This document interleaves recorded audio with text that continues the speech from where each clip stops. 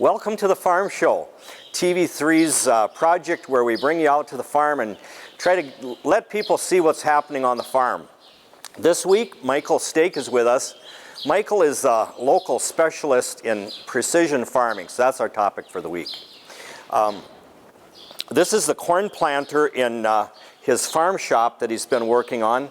And Michael, what have you all done to this thing? It looks like there's a little to do yet, but what have you done so far? Right, so Eugene, to start off with, what we did, this was a older John Deere 7000 corn planter when we first started this project. It started with chain drives, which still has chain drives, but running off of a transmission off the wheel speed, and it started with finger units.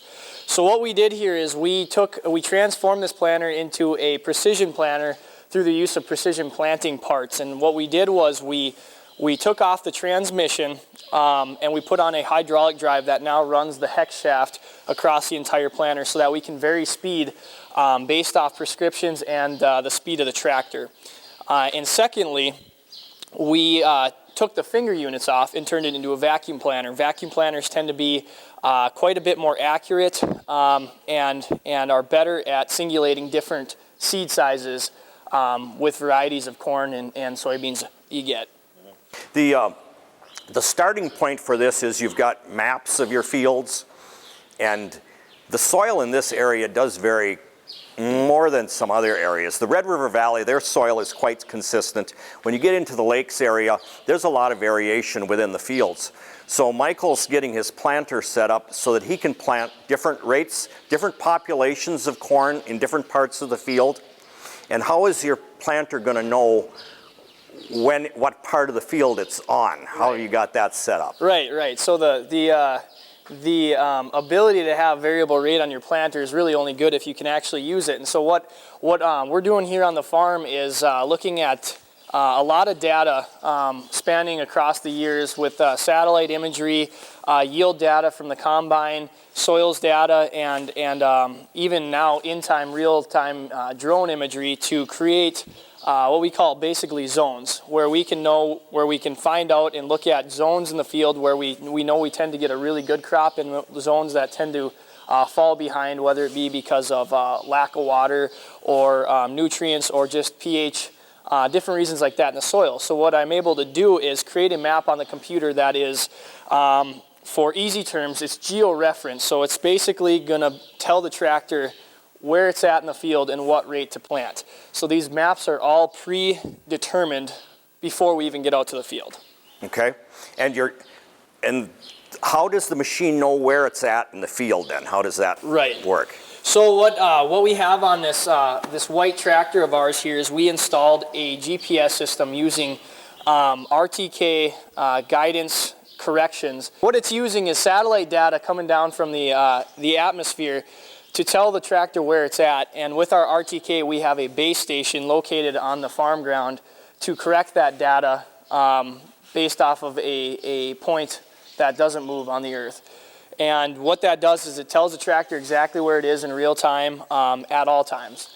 And so through the use of GPS data, the GPS data is fed into our monitor where we run our prescription maps, and that's where the two data is combined, and so to know where it's at, and then to know what rate to apply.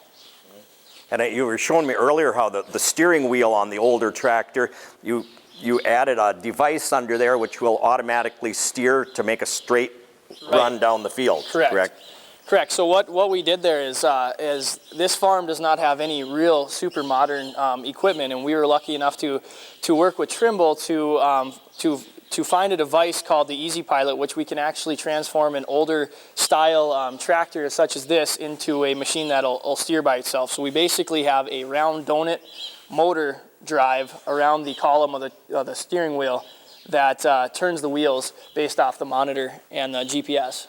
So I've always noticed that when you're driving around in the summertime, you see them cornfields. If you see a row that's just straight, that's been driven by a tractor that's got the automatic steering, because Michael and I on our own, we can't drive that straight. If you see some curves, that's standard method. And And if you buy a brand new tractor or corn planter now, this electronics would already be on it. Yeah. But you're able to get the parts and adapt an older machine to do the same new tech stuff as a brand new machine would. Correct. There's a lot of companies out there, Precision Planting being one of them, that will allow you to retrofit aftermarket parts onto older equipment and make them plant darn near just as good as anything coming off the line. So now when you're planting corn, it's too wet today, so we can't go out and plant corn. But when you're out there, you'll be planting different populations. Is that what we're going for with the seed? Or right. So what we're basically the basic generalization we're doing out here is we're going to change the rate of the seed based off of conditions in the field. And being as we're in kind of sandier country out here, our most limiting factor is normally water. And we basically grow a crop using what the good Lord gave us. So the goal is to try to mitigate our risk, and where we know we have lighter sand or lighter ground, to put less seeds per acre out there, because we're going to be using, we don't have the water holding capability there, so we need less plants to suck up less water. So that's the main goal, is to vary our population where the ground can handle higher population and where it can handle lower, so that we can mitigate our risk on the backside with the cost of ever-raising cost of seed. Now, like my corn planter, I don't have this on it, so I'll plant the same population on the whole field.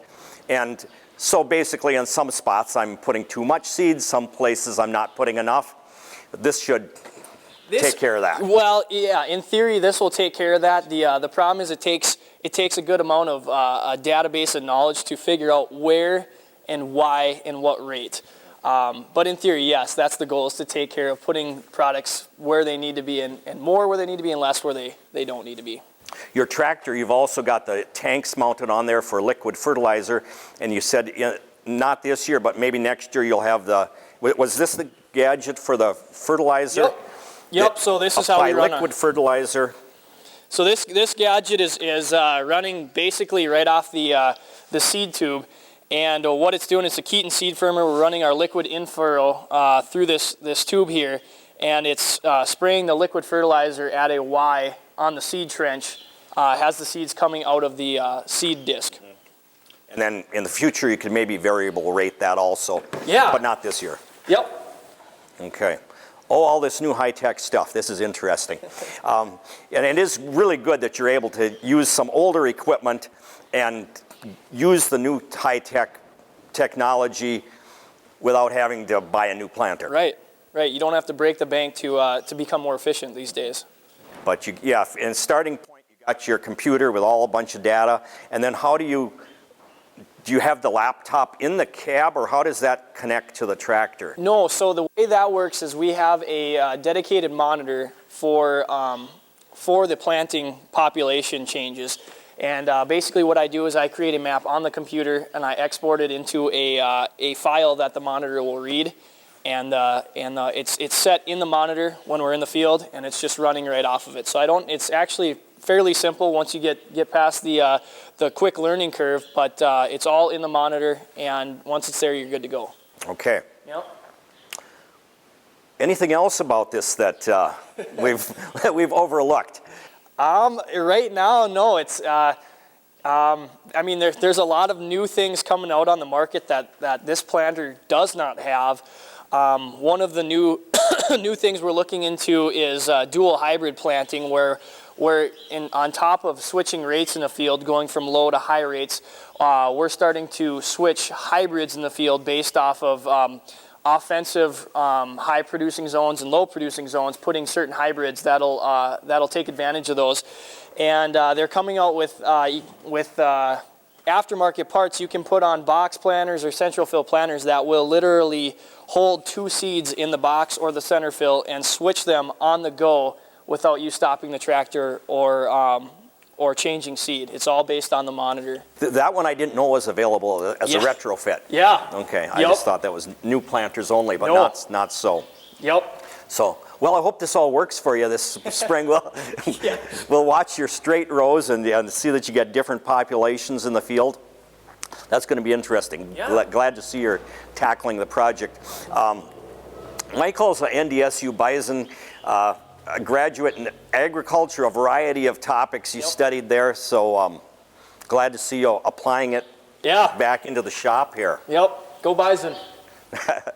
That's good to hear. I also am a Bison, so that's good. We'll appreciate that. Well, that's about all we got on this project, so thank you for watching, and we'll catch you next week on TV3, The Farm Show.